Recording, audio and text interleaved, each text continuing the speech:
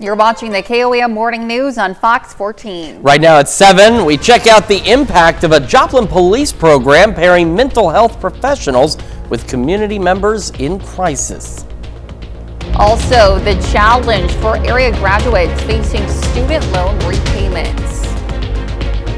And we've got some patchy fog out there this morning ahead of a very warm day. A look at that forecast, get you out the door, coming up. The 4 states' most watched news starts now.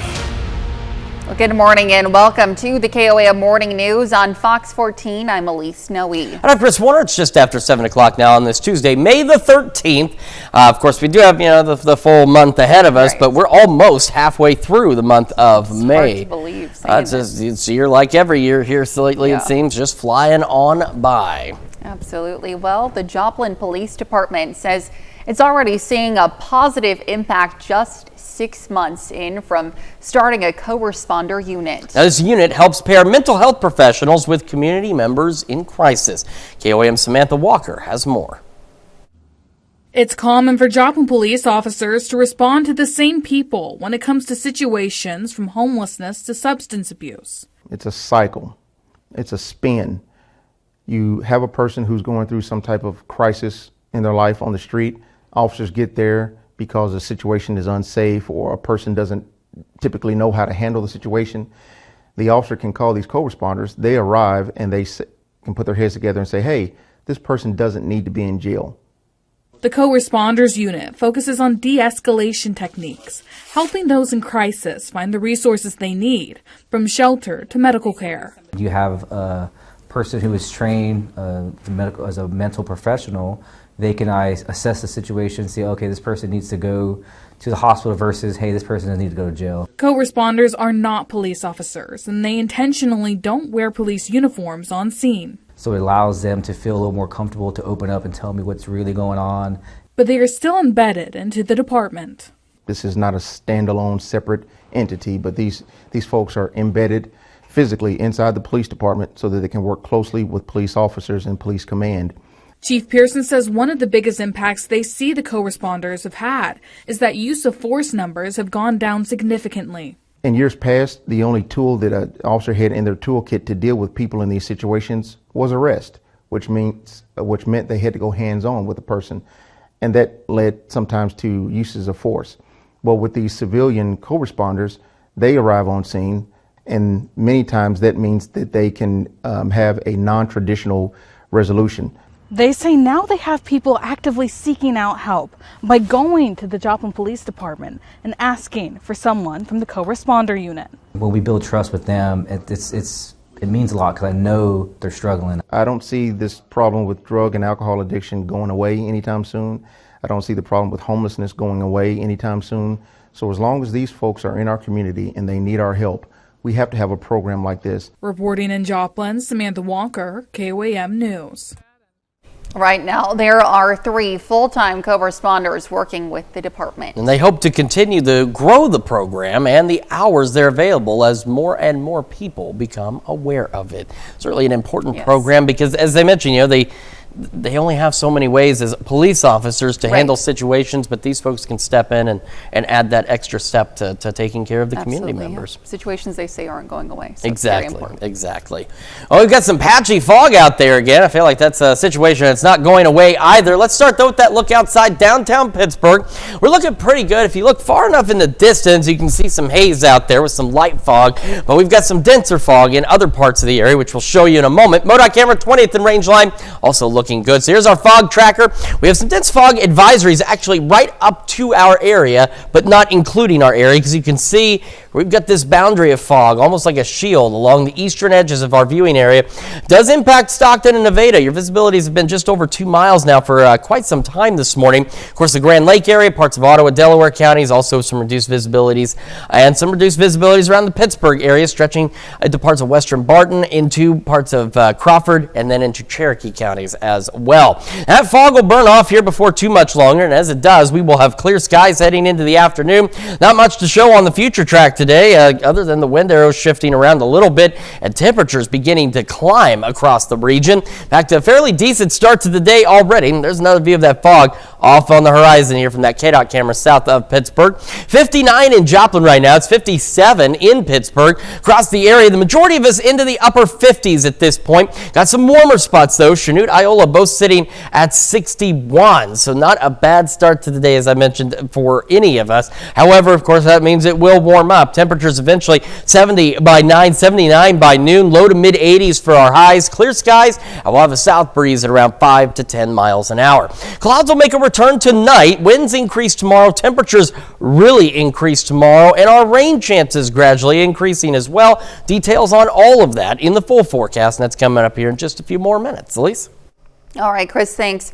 Well, a man known for his love of the Chiefs will soon be known for his prison sentence. Yesterday, a Tulsa County judge sentenced Xavier Bobador to 32 years in prison. Bobador pleaded guilty to robbing a Bixby bank teller at gunpoint in 2022. Now, the judge gave him 30 years for the robbery and 2 years for cutting off his ankle monitor. This sentence will run at the same time as his federal sentence for a string of bank robberies across several states, which is 17.5 years. The robberies happened while Bobadar was on the run after cutting off his ankle monitor while out on bond. Prosecutors say the robberies helped the man known as Chiefsaholic fund his travel to Kansas City Chiefs games. Well, a 19-year-old motorcycle rider was rushed to the hospital yesterday when the motorcycle and a car collided on Missouri 171 and North St. Louis. The motorcycle rider is in critical condition at a Joplin hospital in the ICU. The driver of the car was not injured. And of course, to be the first to see breaking news, weather, and sports, you can download the KOAM News app. It's available free of charge in the Apple App Store and the Google Play Store. Just search for the KOAM News app. Well, as students all over the 4 states move into the graduation phase of the school year, a financial plan and burden may await them if they plan on entering college. KOAM's Lonnie Walton spoke with an expert from Arvis Bank in Joplin who says 97% of 2024 college graduates feel unprepared to budget and manage their student loan repayments. I talked to a student here at Pitt State who says although he has some grants to help him pay for college, he says he'll be paying for the rest out of pocket. One day open the school for behavioral kids who have behavioral issues.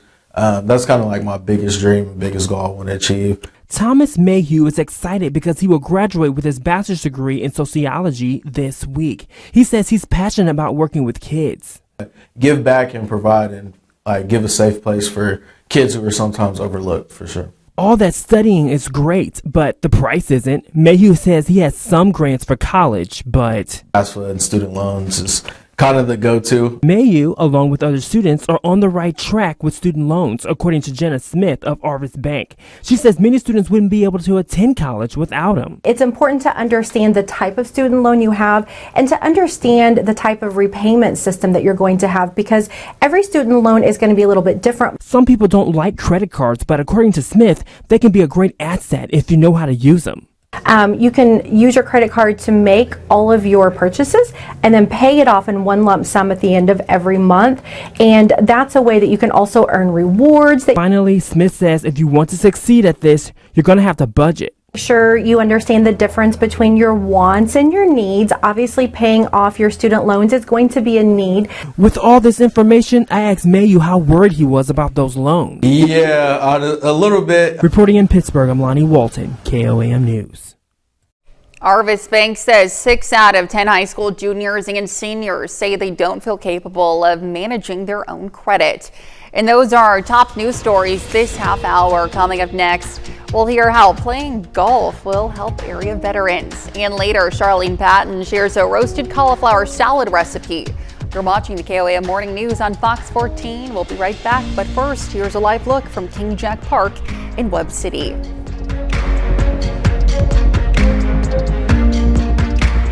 Well, one Missouri organization looks to support our area veterans through outdoor activities. AJ Stock from Charlie 22 is with us this morning with more on a few exciting upcoming events. Good morning to you, AJ. Good morning. So talk to me, of course, Charlie 22, a great organization. For those who might not know about it, tell us a little bit about it.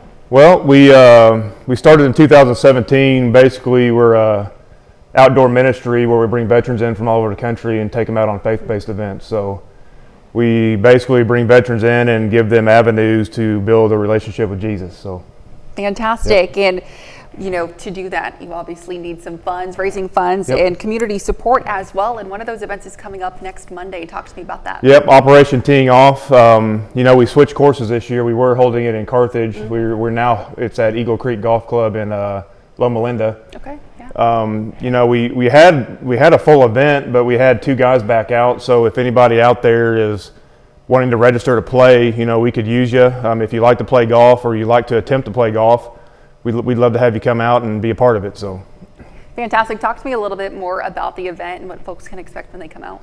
Oh, it's just a normal like 4-man scramble. You know, we have 25 teams, so 100 players, and we have lunch will be at noon. We have donations, raffle items and stuff like that to help raise money, and civilians. It's $100 for civilians to play. Veterans play for free, and it's just something we look forward to every year. So.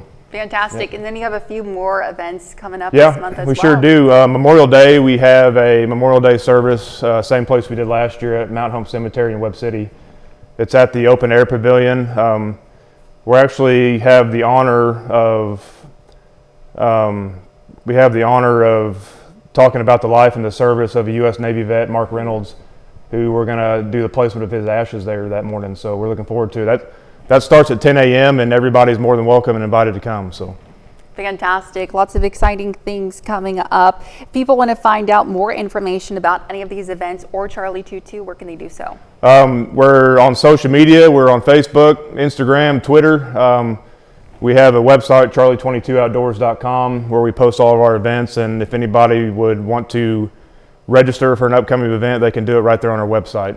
Wonderful. Well, thank you so much for being with us this morning. Happy to have you. Stick around. Thank you very much. Be right back. Welcome back to the KOAM Morning News. It's about to be 7:17 on this Tuesday morning. We're starting with a live look in downtown Pittsburgh. Skies overhead are clear. Still some patchy fog here and there, which we'll show you in a moment, but otherwise things improving gradually. MoDOT camera 20th and Rangeline also looking pretty good. So again, we have dense fog advisories right up to our area here, but not into our area. And if you look close enough, with the exception of Nevada and Stockton, you can see where that edge is just right there, sneaking into the eastern edges here. But Stockton, Nevada, your visibility down just over 2 miles now for almost an hour at this point. So do be cautious. And of course, around the Grand Lake area, parts of Ottawa, Delaware, and McDonald counties, reduced visibilities as well. So remember, low beams, not your high beams. Slow down and watch out for the potential for rapidly changing visibility conditions as well. Future track for today, well, there's really not much going on. It's going to be calm. It's going to be very warm across the area as we head into the afternoon. But outside of that, not much to show. We'll have partly cloudy skies overnight tonight. Skies will go mostly clear into Wednesday afternoon. Now, a couple of things do change Wednesday. You can see those wind arrows are moving a little faster. So we're going to have southeast winds, occasionally gusting upwards of 20. But look at the temperatures by noon tomorrow. Already in the low to mid 80s. That's what our highs are today. So tomorrow, even hotter as we go upper 80s and some 90-degree readings out west. Not out of the question. Would not be surprised to see at least a handful of 90-degree readings the further west you are. It's going to be a very hot day tomorrow. Still dry, though. After that, though, we go into Thursday. We start pretty mild Thursday, but we're not expected to do as much warming. So our winds begin to shift a bit out of the west and northwest. So it'll hold us still warm, low to mid 80s, but not pushing near 90 as we roll into Thursday. Clear skies from our camera at 7th and Rangeline, and clear skies through the morning, mid 60s by 8, mid 70s by 11 o'clock this morning. That's ahead again of our highs today, going in the low to mid 80s. Well, that south breeze about 5 to 10 miles an hour. Clear skies mild through the evening, 78 by 8, still at 72 by 10. Our lows tonight, upper 60s with those partly cloudy skies. Now, what we want to mention, is what we're watching. We started talking about it last week, about Wednesday or Thursday. We're looking at the possibility of some scattered showers and storms starting by Friday afternoon, rolling through the weekend and into next week. Now, it still looks as though Saturday we get some shower storms, mainly in our eastern counties, late Friday. Then by Saturday, we clear out from the rain, at least for most of the day. It'll be late evening Saturday into the overnight. Then we'll see scattered showers and thunderstorms begin to return to the area as we roll into Sunday. That will continue into at least Monday and possibly into Tuesday with more scattered showers and storms. Now, again, at this point, there's nothing on the long-range severe models that is screaming severe, but we're looking at the data as we roll through the weekend and especially into next week. We're getting the signals, at least, that we could be moving toward a more active weather pattern, which could see the return of strong, potentially severe thunderstorms through the weekend and into next week. So something we certainly want to keep a close eye on. We'll be in the 80s through at least Sunday out there. Temperatures somewhat closer to normal by next week into the 70s. And, of course, those thunderstorm chances from Friday through at least next Tuesday. Let's check your forecast. We're back with more right after this. Well, this morning we have Charlene Patton from the Kansas Soybean Commission with us for the month of May. We're making delicious looking salads. So talk to me about this recipe, Charlene. Yes, this is a roasted cauliflower bean edamame salad. So lots of fresh things, and I love that we're featuring the salads during the month of May. With this recipe, we've already put in, and you can pick whatever greens you want. These are just mixed greens, but whatever you want, that's going to be our basis. And then the recipe calls for butter beans, but butter beans can be lima beans, the same thing. So if you don't see butter beans, use the lima beans. I'll let you add that. There you go. Put that in there. And then we have celery that we're adding, just chopped celery. Wonderful. Yes. And then a little bit of added flavor in the olives that we're adding. Delicious green olives. Oops. Yes. And now I did this ahead of time, and this is our roasted cauliflower. And it takes almost a whole head of cauliflower, cut it into little florets, put that on a parchment-covered baking sheet. The recipe called to put it in another bowl, but I like to save those dishes. So I just put it on my parchment covered sheet, baking sheet, drizzle it with vegetable oil and toss it, salt and pepper, and then roast it for about 25 minutes. That's not too bad at all. In the halfway stir it so it does it. So you can add that now. Here we go. Putting this cauliflower in here. Yeah, and then we have some edamame, and then we've talked before. It comes in those nice little pouches that you can cook. That you do it. So now I'm just going to toss this.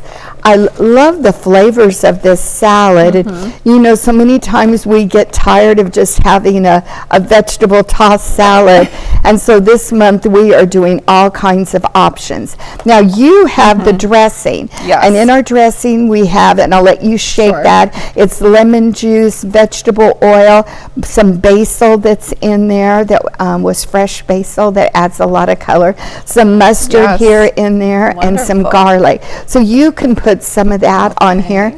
And the great thing about doing it yourself is you don't have to add all of it. You can do what you want, and if this is on a buffet table, then let everyone put on the dressing that they want. Oh, it smells wonderful. Very aromatic. I can smell the lemon. And now we're going to top it with some almonds there. And you can either put it on a bowl like this or a platter like this where you can see all the colors, and lovely salad. But you're right, you can smell the basil and the lemon juice. Delicious. Yes, but they can go to our website. We're also offering the Soy Foods Guide this month. It's brand new, recipes in it, and all kinds of health and nutrition information for soy. Wonderful. Of course, that information is right there at the bottom of your screen. Charlene, as always, thank you so much for being with us. Happy to have you. Stick around. We'll be right back. The 4 states' most watched news starts now. Welcome back to the KOAM Morning News on Fox 14. It's currently 7:29. I'm Elise Snowy. The Community Blood Center of the Ozarks marks the grand opening for its new Joplin Donor Center with a ribbon-cutting ceremony. For the past 30 years, the Blood Center has been the sole supplier of blood, platelets, and plasma for 45 area hospitals across southwest Missouri, northwest Arkansas, and southeast Kansas. Yesterday, Joplin Mayor Keenan Cortez presented a proclamation recognizing CBCO's decades of service to the community. We felt like it was important to get closer to the hospitals for donation, and then also, as you see, it's a much bigger location than we had in Joplin. Our size there was about 1,700 square feet, and we've got 3,200 square feet here. So it's enabled us to expand our reach here in the Joplin area. The new location on East 32nd Street replaces the former site inside North Park Mall. The Community Blood Center of the Ozarks is hosting a week of daily giveaways to thank donors for their continued support. And Freeman Health System kicked off National Hospital Week with an all-employee cookout. The event, held under the ambulance bay, marked the start of a week-long celebration across all campuses. National Hospital Week honors healthcare workers in hospital systems nationwide. We have over 4,500 employees. We will come back in the evening and do it for the overnight shifters. We just like to celebrate and let them know that they are appreciated. Freeman officials say the events are a small way to recognize staff who work to save lives every day. Well, Missouri history came to life at Steadley Elementary in Carthage. The third graders celebrated the end of the school year with the annual Famous Missourians project. Students got to choose a famous Missourian to become and tell that person's story. A part of the transformation was dressing like that person and learning all about their life. Family, friends, and the public got to come out to the Steadley Library and listen to the presentations. The main goal of this is to really learn about some Missouri history and also to kind of work on just their public speaking and presenting to other people. Well, a different third grade class will present their own famous Missourians each morning this week. And warm weather means drive-in weather, and the Barco Drive-In Theater in Lamar has the perfect weather to get the crowds laughing. Last night, the drive-in featured the movie Munster Go Home, and along with the movie, a special appearance by the original Eddie Munster himself, Butch Patrick. So when I was a kid, 14, 16, 17, 18 years old, drive-ins were very common. Today, they're about 1 in 20 are still in existence, or maybe even less, but there's about 400 or 500 of them left. There were at one time 5,000. So the neat part about it is I can show the Munsters movie and get people to come out with their kids. It's a good way to sort of relive the 60s and introduce a new group of people to the drive-in. The Barco Drive-In Theater has been offering outdoor movies and classic snacks since 1950. Now let's head over to Chris for a quick look at your forecast. We've still been dealing with some patchy fog across the area, but skies clearing. You can see that sunshine from our camera 4th and Broadway, downtown Pittsburgh. MoDOT camera 20th and Rangeline looking good as well. So folks starting to get their Tuesday morning commute underway here just after 7:30 on this nice Tuesday morning. All right, still some patchy fog around the Grand Lake area, parts of Ottawa, Delaware, and McDonald counties. Iola, your visibility's come back down a bit as well, just under 6 miles. Nevada, Stockton, finally some improvement, just under 4 miles of visibility. And then off to our east, dense fog advisories come right up to the edge of our area here on this map. And you can see that fog line. And so as you head east, if you're traveling east on I-44 heading up towards Springfield for anything, just be aware still some dense fog to our east that you need to be aware of. After it burns off, the clear skies we're seeing now will continue into the afternoon. Got an absolutely beautiful day, although it is going to be very warm across the area today. Those temperatures climbing into the 80s. We're pretty mild to start already. 59 in Joplin, 58 down up in Pittsburgh, depending on where you are here in the 4 states. But take a look, temperatures now 63. Iola is the warm spot. Starting to see a few more of those low 60s working in. Temperatures for the rest of us into the upper 50s. 70 by 9, 79 by noon. Low to mid 80s for our highs. Clear skies and a south breeze at around 5 to 10 miles an hour. So not a bad day. Partly cloudy, mild tonight. Much warmer, in fact, downright hot tomorrow. And we got rain chances on the way. Details on all that in the full forecast, and that's coming up here in just a few more minutes. Elise? All right, Chris, thanks. Well, for years, the city of Springfield has looked at building a new convention center in town. Now that plan may soon get some big funding from the new state budget. Adam Woodbray reports. certainly been a project that this organization has been exploring for decades now. Springfield's plans for a new convention center could soon be getting a large financial boost. The state promising $30 million, which the city would have to match. But as you might expect, there is a catch. The bill awaits Governor Mike Kehoe's signature, and it could be vetoed. It's something that's been talked about. It's something that previous reports have clearly spoken to the economic benefit of it, and certainly that we're not competing right now. Mark Heckey is the president of Visit Springfield and a strong advocate for the new convention center. The Springfield Expo Center downtown hasn't been updated in 20 years. You layer that in with other communities that have continued to expand their spaces, added new amenities. The Expo Center is pretty much a dinosaur right now. At this point, no definite plans have been made for where the center would go. Some of the possibilities are a vacant lot next to the Expo Center, somewhere near Lake Springfield, and even next to Bass Pro Shops on Sunshine. But some people living near there have their concerns. My biggest concern is that there is a lot of traffic already coming down Sunshine almost any hour of the day, but especially during, the commute. We are currently in the middle of a research project to help us better understand what would be the best location. I think, one of the things that is really going to be drawn out is what's around it, because that's what's needed, right? But in the meantime, without an updated facility, he says Springfield is missing out. We have a sales team here that's what their job is to go around the country and look for business to bring to Springfield, and more we are hearing no, because our facility is just not good enough. It says the new convention center would generate around $1.3 billion in spending over the next 30 years. And that doesn't even take into account how much gets spent at local restaurants and shops. And that's a look at our top news stories coming up this half hour on the KOAM Morning News. One man in Florida is helping those without shelter with free transportation. We'll be right back, but first, here's a live look from King Jack Park in Webb City.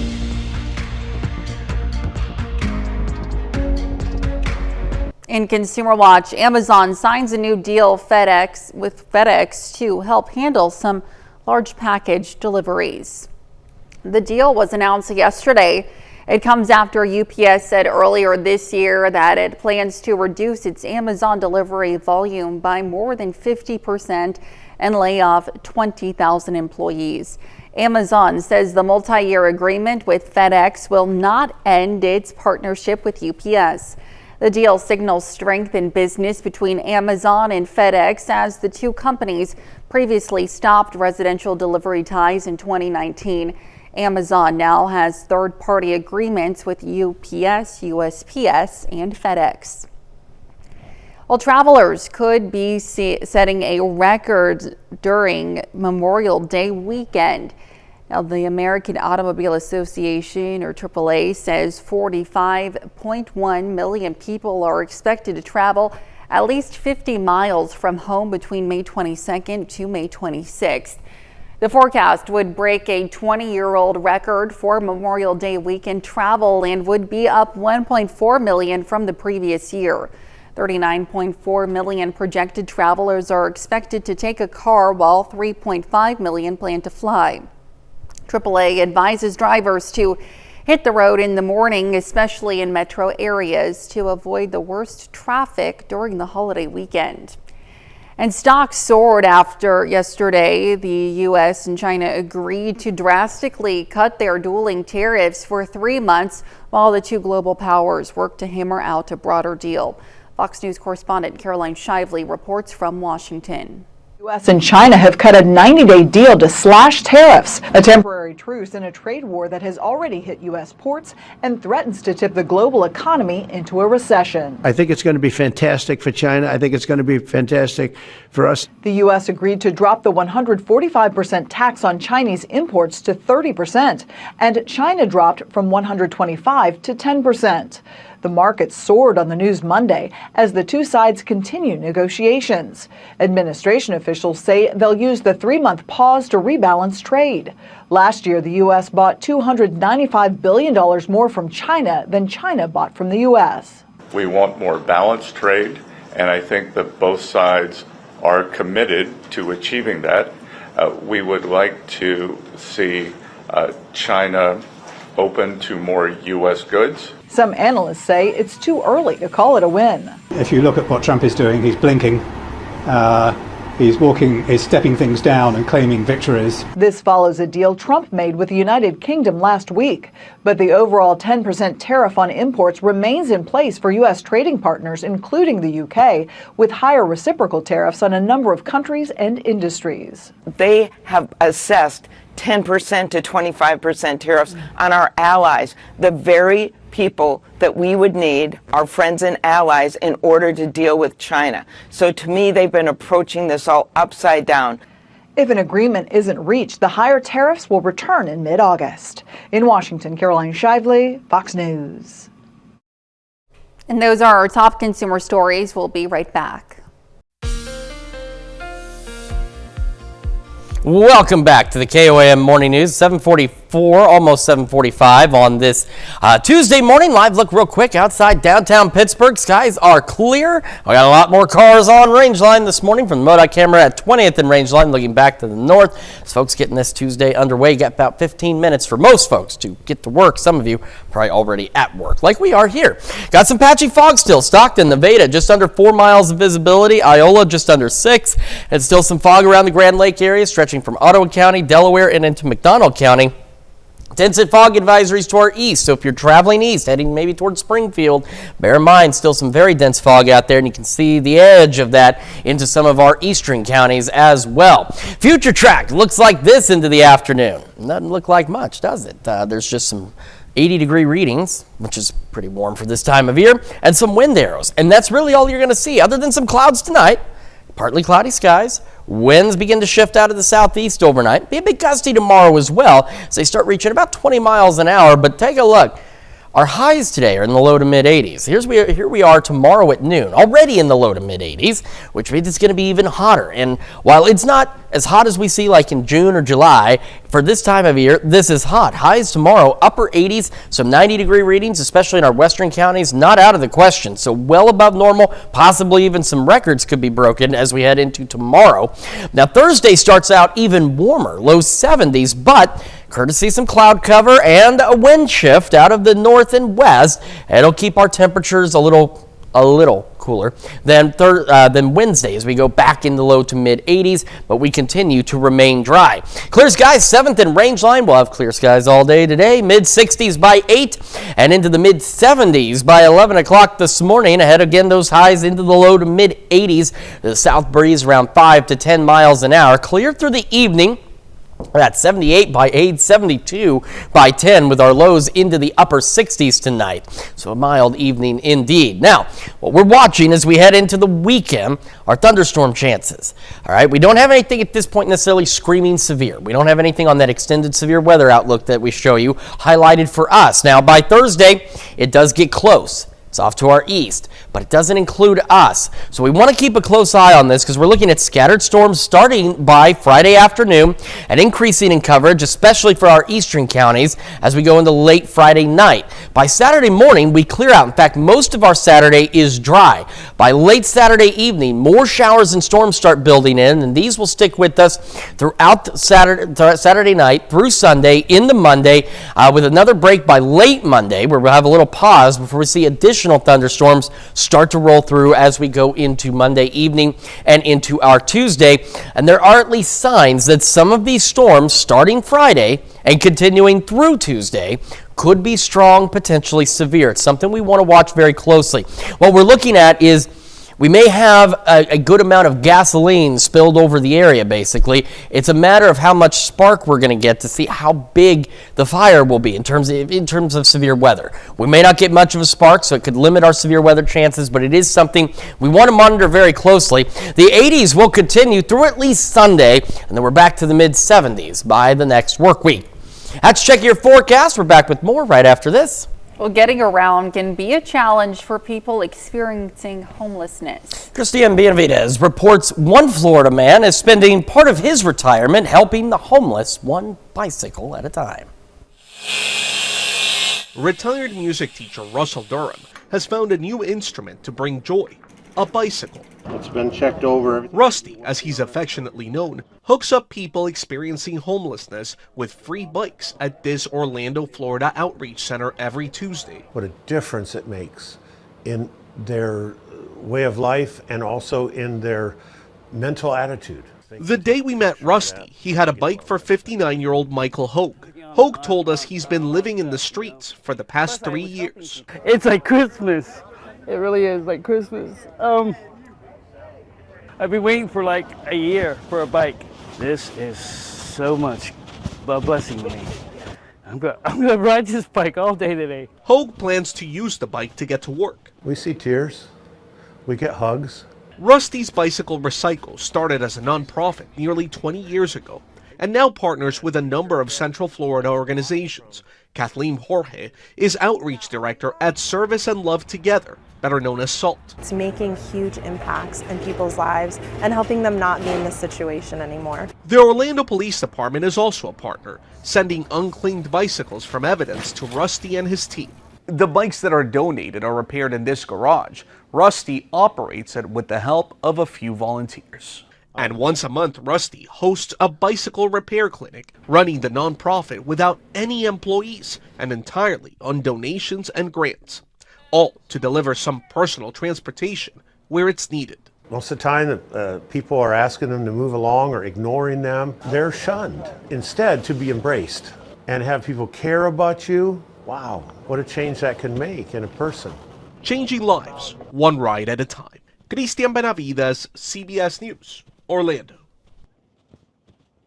Well, the new Florida law prohibits individuals from sleeping or camping in public property, making bicycles that people can use to get to shelters even more valuable. Certainly an impressive project there that he's taking on for himself, and as he said, making a big difference in people's lives. We still have some patchy fog we got to contend with out there. Fog tracker still showing again. We have dense fog advisories just to our east, so if you're traveling east, keep that in mind. But we do have reduced visibility, Stockton and the Veda, as well as Iola, Miami, Grove, Mount Vernon, even down to Cassville a bit, Anderson. So just be aware of that and just be watchful for any potential sudden changes or drops in visibility, because you can still run into that in between all of that there. Our future track for this afternoon, really not much to show as we head through the afternoon hours. Skies will be clear and temperatures will be quite warm. Ahead of us going partly cloudy overnight tonight. Clear skies again, you're seeing that already, and it will continue. Mid-60s by 8 o'clock this morning and eventually into the mid-70s by 11. That's a quick check of your forecast. Worry not. Another look at your forecast plus the news you need to know is right after this. Well, here's a check of today's top headlines, the news you need to know before you head out the door. A Tulsa County judge has sentenced Xavier Bubadar to 32 years in prison. Bubadar pleaded guilty to robbing a Bixby bank teller at gunpoint in 2022. This sentence will run at the same time as his federal sentence for a string of bank robberies across several states, which is 17.5 years. Prosecutors say the robberies helped the man known as Chiefsaholic fund his travel to Kansas City Chiefs games. Well, a new program seems to be making a difference for the Joplin Police Department and the community. The Joplin Police Department says they're already seeing a positive impact of the creation of their co-responder unit, which helps pair mental health professionals with community members in crisis. They hope to continue to grow the program and the hours they're available as more and more people become aware of it. And the Community Blood Center of the Ozarks marks the grand opening of its new Joplin Donor Center with a ribbon-cutting ceremony. For the past 30 years, the Blood Center has been the sole supplier of blood, platelets, and plasma for 45 area hospitals across the 4 states. The new location on East 32nd Street replaces the former site inside North Park Mall. That's a check of today's top headlines, the news you need to know before you head out the door. As you get out the door, remember some patchy fog this morning. Otherwise, clear skies this afternoon. Low to mid 80s out there. South winds 5 to 10. Very mild through the evening. Still clear. 78 by 8, 72 by 10. Upper 60s overnight tonight. Tomorrow, even hotter. Upper 80s and even some 90-degree readings possible out there. And then we'll have those thunderstorm chances increasing heading into the weekend. And there's at least a chance of some strong to severe thunderstorms that we certainly want to keep an eye on out there. Yeah. Well, thank you all so much for joining us this morning. We'll be back today at noon with more news and weather. Have a great rest of your morning.